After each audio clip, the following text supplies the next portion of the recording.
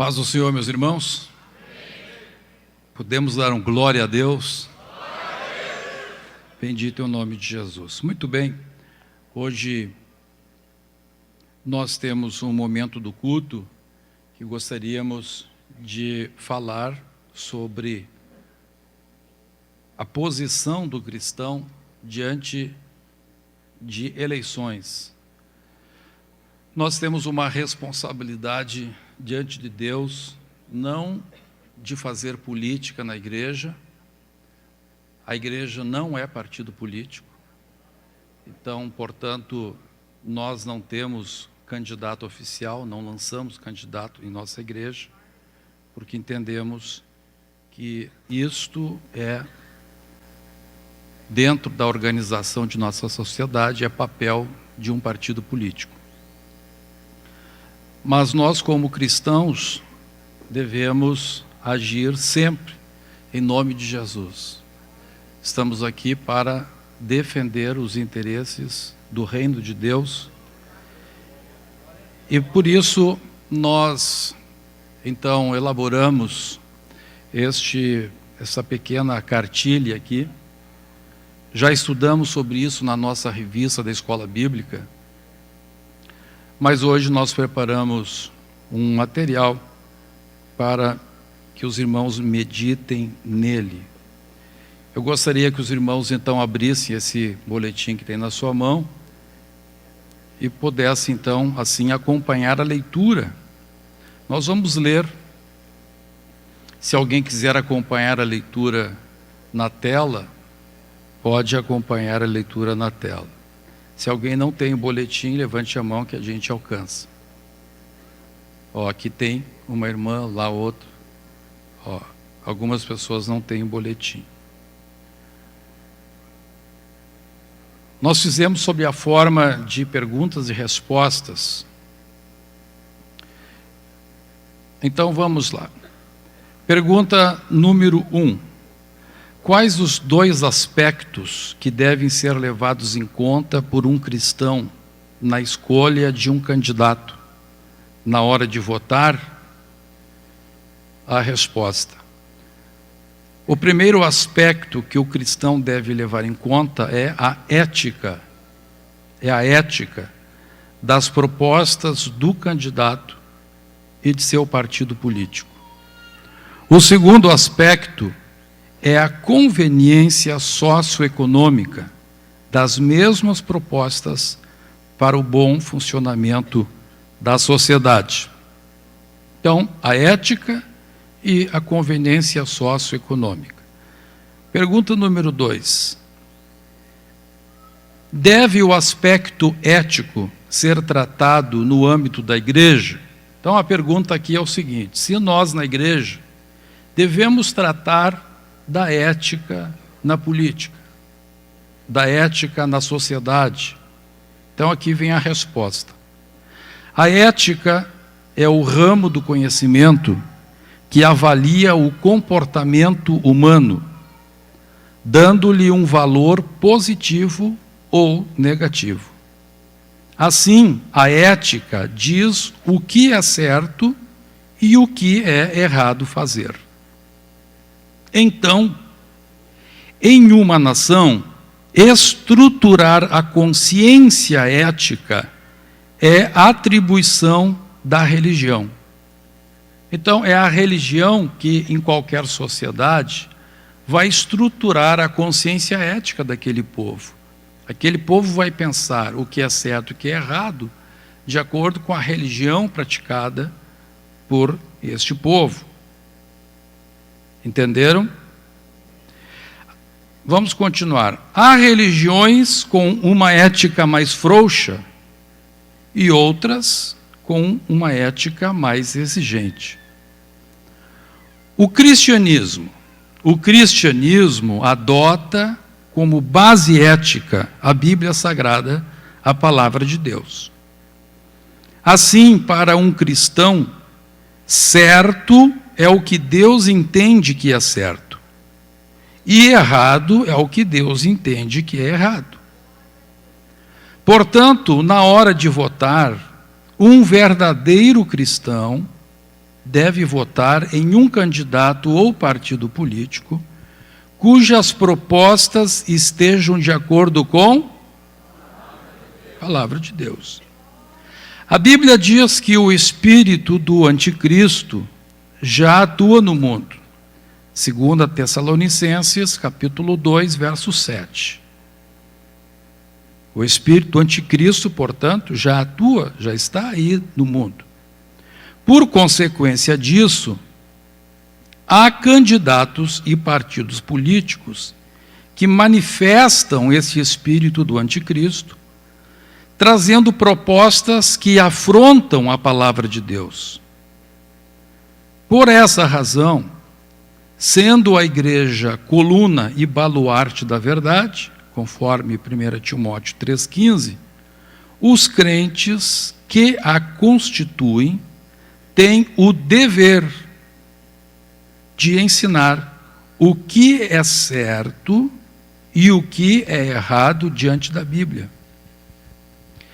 E orientar crentes a não apoiarem propostas produzidas pelo espírito do anticristo. Quem entendeu, diga amém. Pergunta número 3. Deve o aspecto da conveniência socioeconômica ser tratado no âmbito da igreja? Então a pergunta aqui é o seguinte: a ética a gente tem o dever de tratar na igreja, mas a questão socioeconômica, regime de governo, quanto por cento deve aplicar na educação, na segurança, etc. Então a resposta é não. Não. Essa questão política da conveniência socioeconômica, isso não é assunto para a igreja.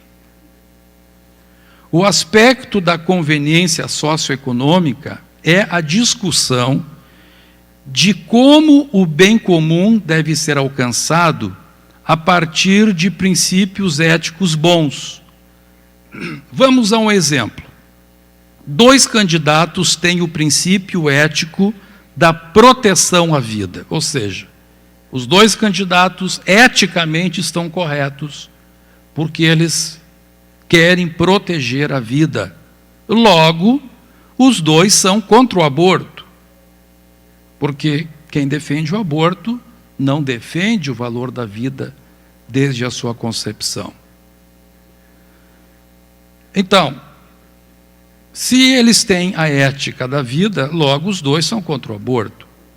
A partir dessa posição ética cristã, um deles propõe que, para não haver abortos, o Estado proveja centros de adoção, nos quais crianças indesejadas por pais biológicos sejam rapidamente adotadas por casais previamente acompanhados.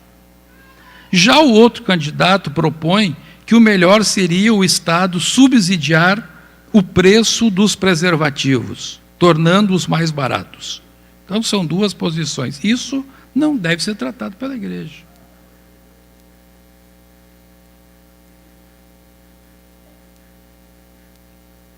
Isso não cabe à igreja, na qualidade de igreja, discutir, pois essa é uma decisão que envolve outros valores econômicos e sociológicos que não são os éticos.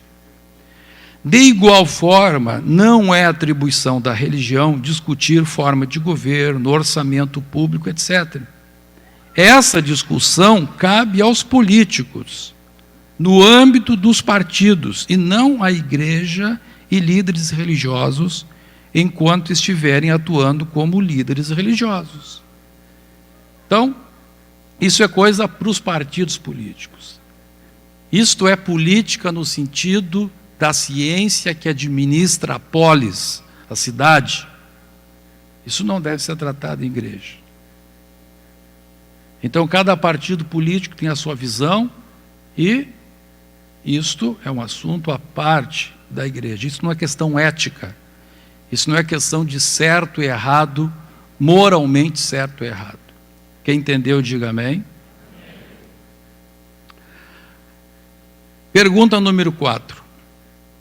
Quais as consequências de um cristão votar contra a ética cristã, levando em conta apenas o aspecto da conveniência socioeconômica? Então, se um crente diz assim, não me interessa saber se esse partido, se esse candidato tem propostas éticas ou não, bíblicas ou antibíblicas, o negócio é economia, isso. Qual é a consequência de alguém pensar dessa maneira? Vamos lá. A Bíblia é clara e expressa no sentido de que, se apoiar um candidato ou partido que defenda propostas antibíblicas, colocando-se assim ao lado do espírito do anticristo, o crente, aos olhos de Deus, é tão condenado quanto o ímpio que pratica o pecado. Vamos ver expressamente o que a palavra de Deus fala em Romanos 1, 31 e 32. Diz assim, 30 e 32. E por haverem desprezado o conhecimento de Deus,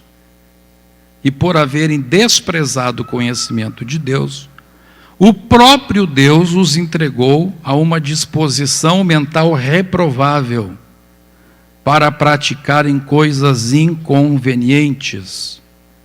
Ora, conhecendo eles a sentença de Deus, de que são passíveis de morte os que tais coisas praticam, não somente as fazem, mas também aprovam os que assim procedem.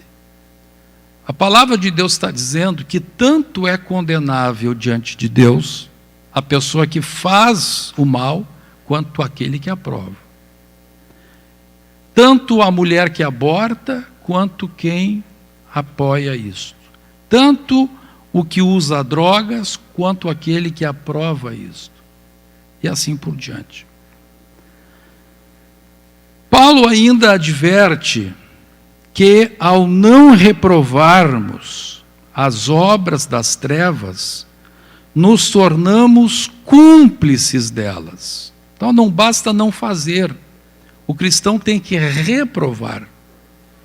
E olha o que diz a Bíblia expressamente em Efésios 5:11. E não sejais cúmplices nas obras infrutíferas das trevas. Não sejais cúmplices.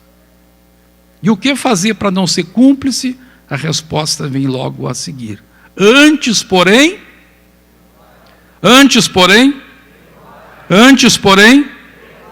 reprovai-as.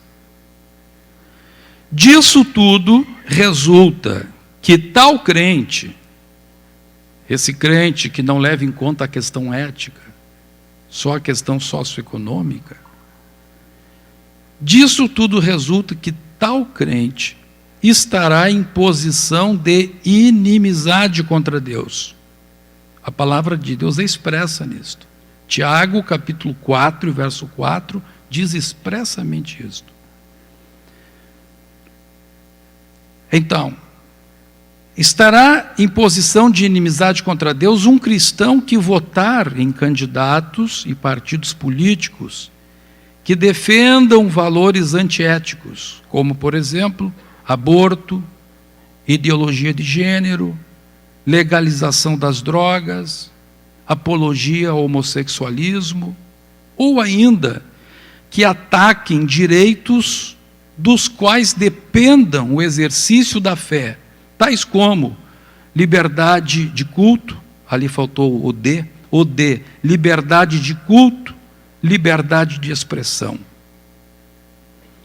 Se um cristão, por exemplo, disser que votará em um candidato com propostas antibíblicas, porque disse que vai garantir picanha na sua mesa, tal cristão, sem dúvida alguma, estará entre aqueles a respeito, ali teve um S a mais, a respeito dos quais a Bíblia diz, o destino, olha o que a Bíblia diz a respeito dessas pessoas com esse pensamento.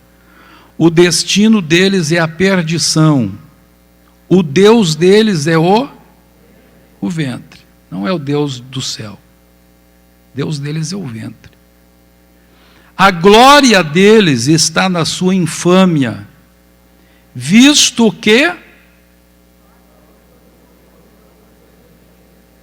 Filipenses capítulo 3 e verso 19. Pergunta número 5. Qual a consequência da omissão do crente diante da alegada impotência de mudar o mundo? Aqui é a pergunta, agora a resposta. Há cristãos que buscam justificar sua falta de reprovação às obras das trevas com as seguintes alegações.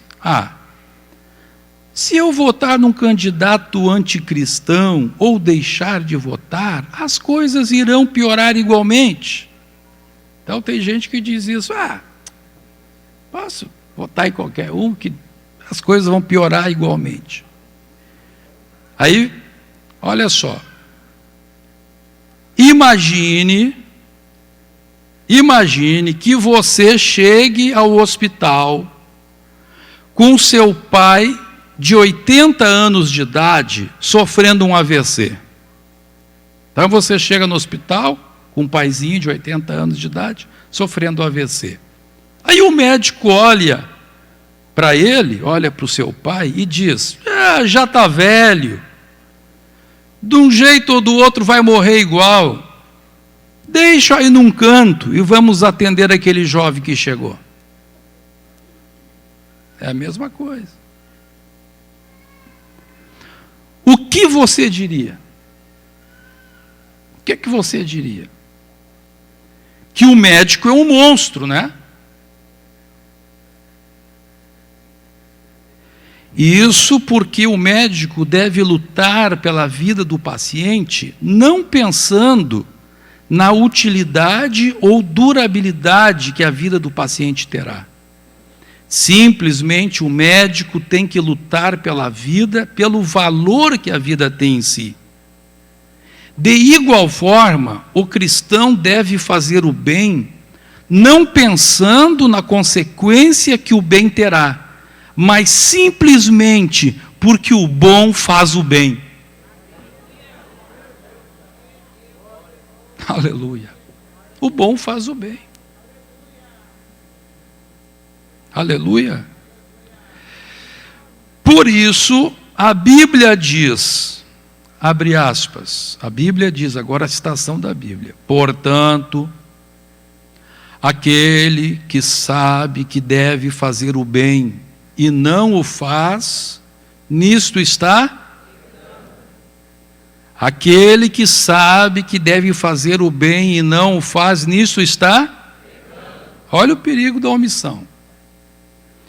Se você chamar de monstro o médico que não faz o bem, pensando na impotência de dar vida prolongada ao seu pai, você não estaria se colocando na mesma posição de monstro em justificar a sua posição omissa quanto ao mal?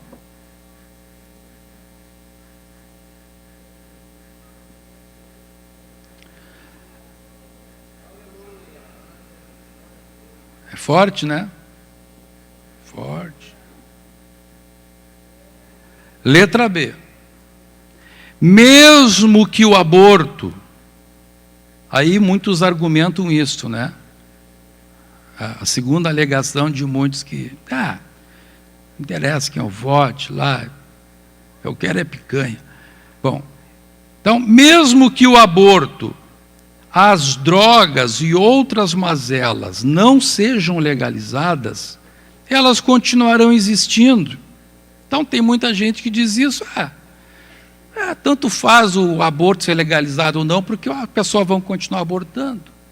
Tanto faz a droga ser legalizada ou não, porque o pessoal vai continuar fumando maconha, cheirando cocaína. Qual a resposta para isso? Temos 3 colocações importantes aqui. Em primeiro lugar, temos que entender que a palavra de Deus nos ordena amar o bem e odiar o mal, independentemente do resultado que venhamos a alcançar. Amós capítulo 5, verso 15. Em segundo lugar, o cristão deve entender que se ele aprovar a legalização das drogas, antes de ler isso, eu vou pedir que alguém abra a Bíblia em Tiago capítulo 4, verso 7, porque eu não transcrevi esse versículo, é bom que as pessoas entendam. Alguém pode ficar em pé e ler bem alto Tiago capítulo 4, verso 7? Rápido, rápido.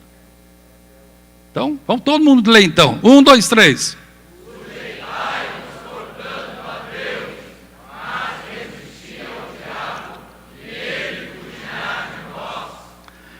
Então a Bíblia diz que nós temos, para que o diabo fuja de nós, nós temos que resisti-lo. Então, vamos lá. Então, em segundo lugar, o cristão deve entender que se ele aprovar a legalização das drogas ou da ideologia de gênero por meio do candidato que vota, agora olha só, ele não terá nenhuma autoridade espiritual para lutar em favor de seus filhos quando forem atacados nessa área, pois ele não resistiu ao diabo neste aspecto. O que adianta a pessoa orar, Jesus, guarda meus filhos da droga, guarda. Aí você dá legitimidade para o diabo agir na tua família.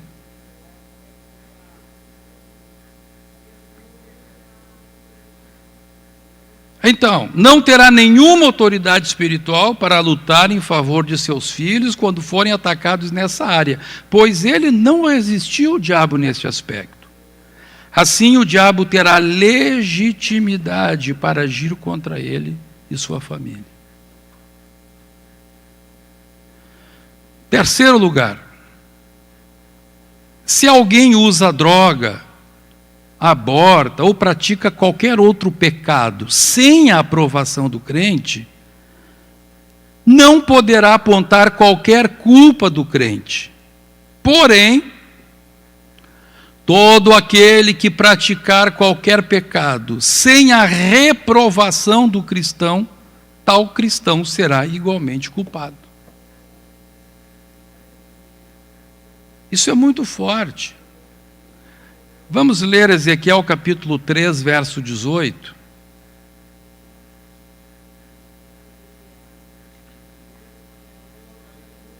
Está na tela? Tá? Não? Ezequiel 3, 18.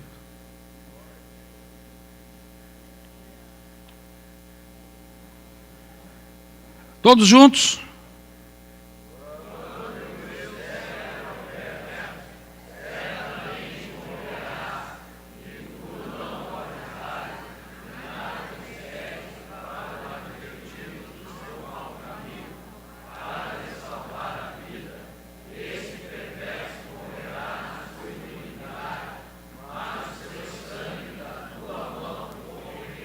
Pode continuar.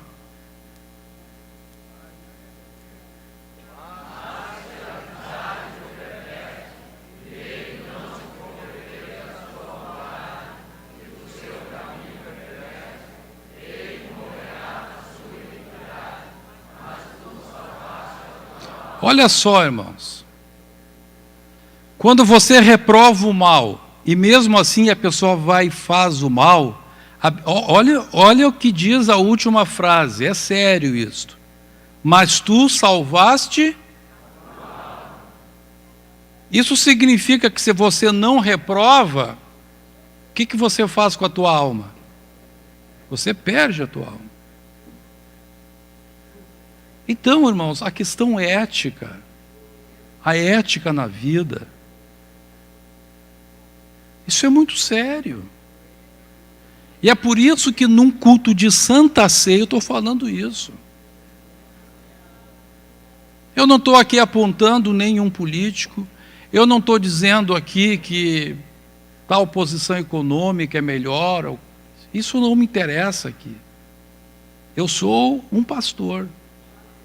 Eu tenho que tratar questões da alma do ser humano.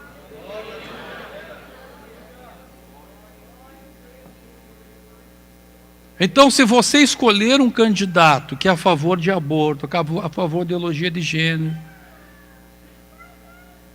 legalização de drogas, a Bíblia está dizendo, não tem outra opção, não é? Eu não estou aqui querendo amedrontar ninguém. Ou a Bíblia está certa ou a Bíblia está errada. Se a Bíblia está errada, o que você está fazendo aqui? O que eu estou fazendo aqui? Agora, se a Bíblia é certa, isso aqui é verdade.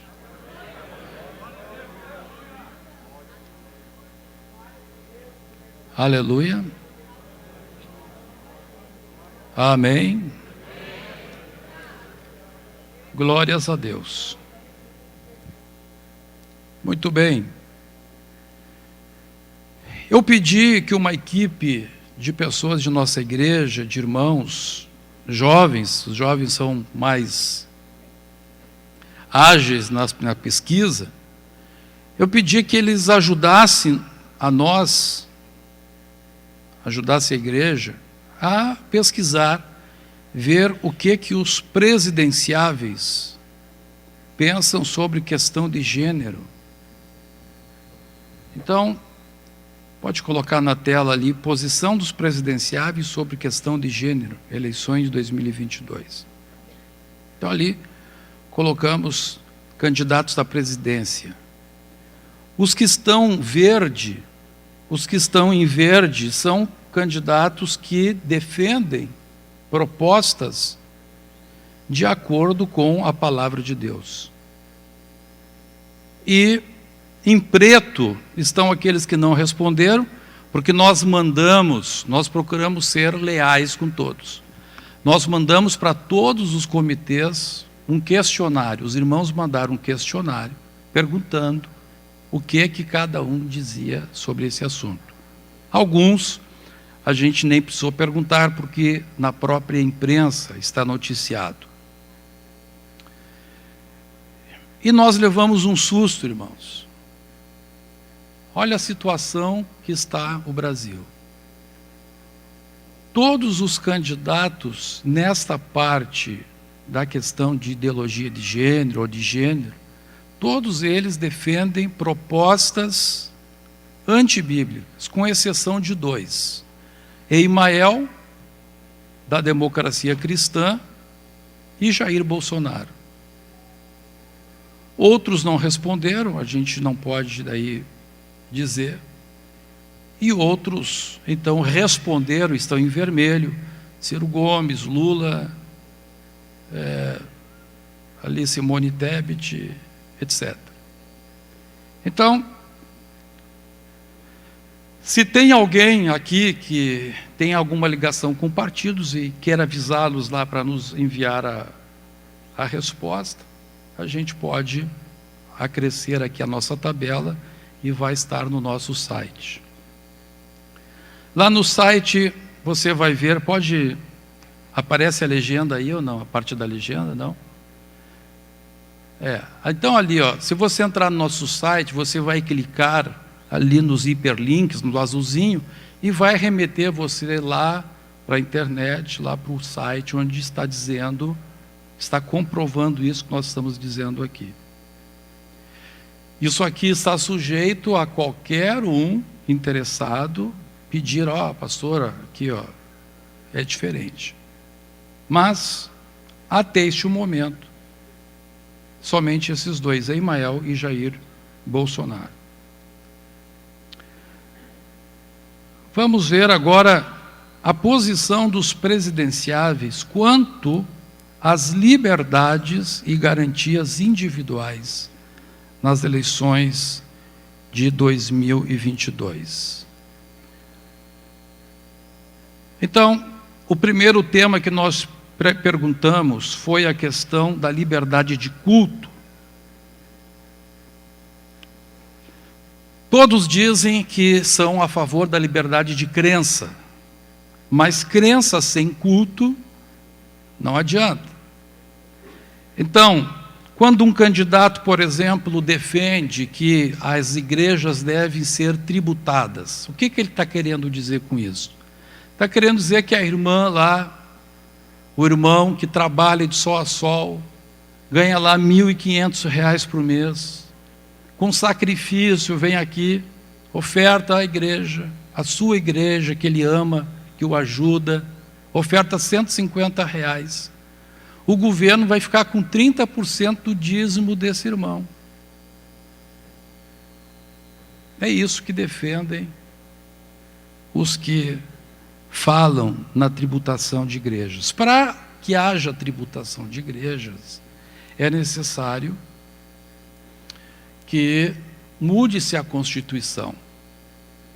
Mas há governos que, por exemplo, o governo do Rio Grande do Sul, até hoje, sempre que quando a gente importa alguma coisa, o Supremo Tribunal Federal diz que nós não precisamos pagar o ICM na importação de produtos para a igreja. Mas o Rio Grande do Sul teima em cobrar das igrejas. Nós temos que entrar com mandado de segurança todas as vezes. Ou seja, contra a Constituição do Brasil, eles cobram de nós. É uma situação bem difícil. Então, nós estamos aqui com esta situação, mostrando aos irmãos isto. Liberdade de culto, então, vamos ver. Ciro Gomes, quanto à imunidade tributária, etc., não respondeu. Liberdade de expressão e imprensa, defende. Garantia do direito de educar os filhos em casa, homeschooling, ele é contra. Eimael, liberdade de culto, defende. Liberdade de expressão de imprensa, não respondeu. Garantias de homeschooling, não respondeu. Jair Bolsonaro, liberdade de culto, defende. Liberdade de expressão e imprensa, defende. Homeschooling, defende. Leonardo Péricles, não respondeu, é contra e não respondeu. Luiz Felipe Dávila, do Novo, quanto à liberdade de culto, ele não respondeu. O antigo candidato na eleição passada era a favor de tributar as igrejas, mas ficamos sabendo que o próprio partido o expurgou. Liberdade de imprensa, ele defende. Garantia do direito de educar os filhos em casa, homeschooling, também defende. O Lula defende a restrição da liberdade de culto com a cobrança de impostos de igreja, defende, entre outras coisas, que as pessoas não precisem frequentar a igreja para adorar a Deus. Liberdade de expressão e imprensa sustenta a restrição das liberdades. E quanto ao homeschooling, ele é contra. Os demais não responderam, são contra. Em relação ao padre Kelmon, que entrou agora na reta final, quanto à liberdade de culto, ele se manifestou defendendo, em relação aos outros não se manifestou ainda. Então, isto relativamente aos nossos candidatos à presidência da República. Agora, nós vamos ver aqui, em relação à liberação do aborto e legalização das drogas. Ciro Gomes defende, Eimael é contra, Jair Bolsonaro é contra, Leonardo Péricles defende e não respondeu, Luiz Felipe Dávila, do Novo, é contra tanto a liberação do aborto quanto a legalização das drogas. Lula defende a liberação do aborto e defende a descriminalização só da maconha. Das outras drogas ele acha que deve manter-se proibidas. Simone Tebet é contra tanto um quanto o outro. Sofia Manzano defende tanto a liberação do aborto quanto a legalização de drogas. Soraya, da União Brasil, não respondeu quanto ao aborto e é contra a legalização de drogas. Vera Lúcia, do PSTU, defende as duas coisas, e o padre Kelman, do PT, é contra. Então, irmãos, a situação do Brasil é esta. Nós vamos agora rapidamente falar um pouco sobre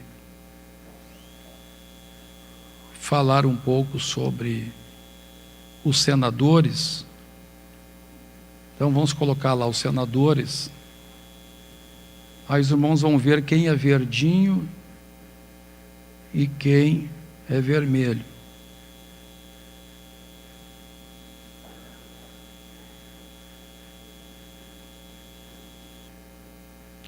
Então,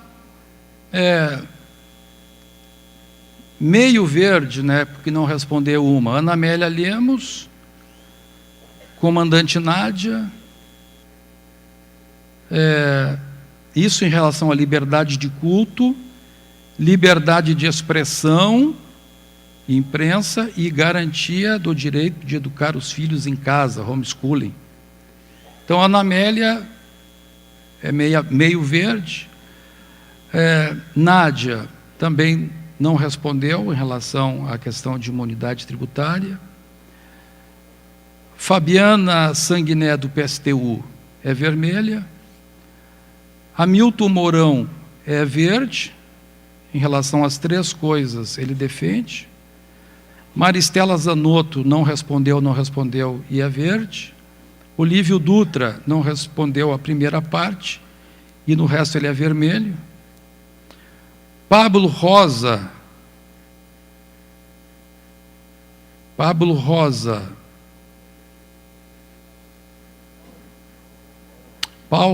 melhor.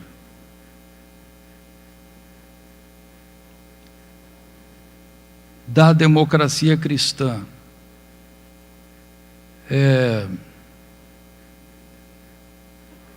Aqui eu acho que está um erro, porque na resposta por escrito que ele nos mandou, ele é contra o homeschooling.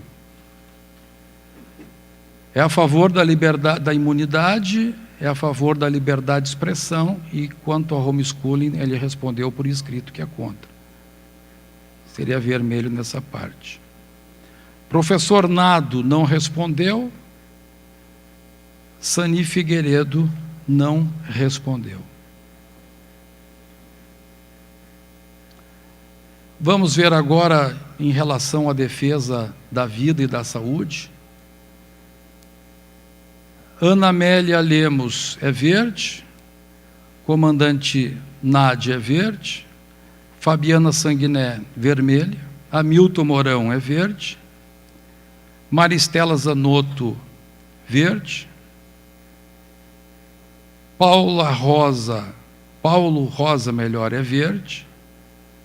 Professor Nado não respondeu e Sani Figueiredo é vermelha. Em relação à adoção de filhos por pares homossexuais, casamento de pessoas do mesmo gênero, ideologia de gênero, Ana Amélia Lemos não respondeu. Em relação à adoção de filhos por homossexuais, casamentos de pessoas entre o mesmo sexo, ela disse que se exime de responder, sob a alegação de que a lei já resolveu. E quanto à ideologia de gênero, ela diz que defende a liberdade de gênero sem radicalismo, sem explicar o que significa isso. Comandante Nádia é verde. Fabiana Sanguiné é vermelho. Hamilton Mourão é verde. Inclusive o Hamilton Mourão, quinta-feira, ele virá pessoalmente aqui na igreja, reunir-se com os pastores para submeter-se a qualquer pergunta. Maristela Zanotto, do PSC, é verde. Olívio Dutra é vermelho. Paulo Rosa, verde. Professor Nado, vermelho e preto. E Sani Figueiredo, vermelho e preto. Esta é a situação em relação ao Senado.